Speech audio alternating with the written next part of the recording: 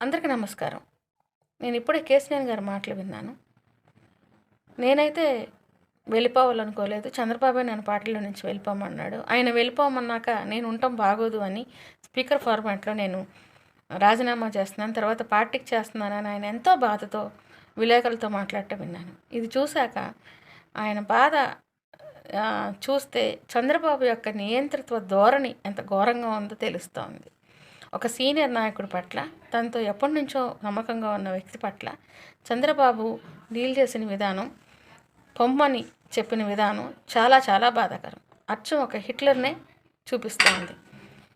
నేను చెప్పిందే వినాలి, నేను చేసిందే జరగాలి అనేటువంటి నియంత్రణత ధోరణి చంద్రబాబులో స్పష్టంగా కనపడుతోంది. కనీసం గౌరవం కూడా చూపించలేని ధోరణి.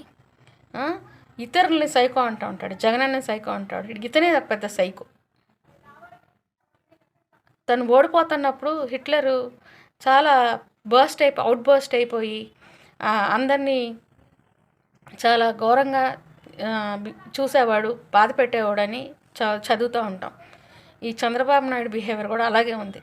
తను ఓడిపోయాడు, ఇంకా ఓడిపోతాడని తెలిసి తనతో ఉన్న వాళ్ళని, తనకు ప్రత్యర్థులుగా ఉన్న జగనన్నను కూడా బాధ పెడుతూ ఇష్టం వచ్చినట్టు నోటికి ఇష్టం వచ్చినట్టు మాట్లాడుతూ అతని యొక్క శాడిజంని చూపిస్తున్న చంద్రబాబుని మనం ప్రత్యక్షంగా చూస్తూ ఉన్నాం ఇవాళ రేపు. ఇన్ని నీచమైన మాటలు జగనన్న అంటూ ఉన్నాడు, ఎంత ఘోరంగా ట్రోల్ చేస్తూ ఉన్నాడు. నువ్వు సొంత పార్టీలో సొంత వాళ్ళనే నువ్వు ఇలా చూస్తూ ఉంటే బయట వాళ్ళతో మంచుకుంటామని మేము ఎవరూ ఊహించలేంలే చంద్రబాబు. నువ్వు నీ శాడిజము, నీ హిట్లరిజము తొందరలోనే పరిసమాప్తి అయిపోతుంది. రాష్ట్ర ప్రజలు దగ్గరుండా పనిచేస్తారు.